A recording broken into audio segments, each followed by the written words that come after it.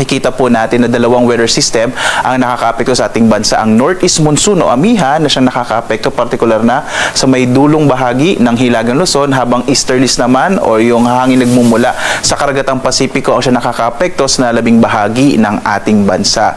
Makikita nga natin na unti-unti na humihina itong northeast monsoon o amihan. Ito po'y hudyat na ng papalapit na nga na panahon ng tagtuyo o tinatawag natin na dry season, kung saan makakaranas tayo ng warm and dry na panahon po sa mga susunod nga na araw at linggo. So posible po sa paparating na week na ito ay ideklara na nga ng pag-asa ang pagtatapos ng amihan at pagsisimula na ng panahon ng tagtuyo. Samantala, makikita po natin may mga kaulapan sa may bahagi ng Caraga, kasama rin po itong area ng Southern Luzon, Southern Leyte. So posible po makaranas ng mas malaking posibilidad ng mga pag-ulan sa bahaging ito ng ating bansa. Sa iba pang bahagi ng ating kapuluan, makararanas naman ng maaliwalas na panahon. Maaaring magpatuloy ito hanggang ngayong weekend at wala rin tayong minomonitor na namang low pressure area sa loob at labas ng Philippine Area of Responsibility. Ibig sabihin, maliit yung posibilidad na magkaroon tayo ng bagyo sa mga sunod na araw. Posible po hanggang sa mga susunod na linggo.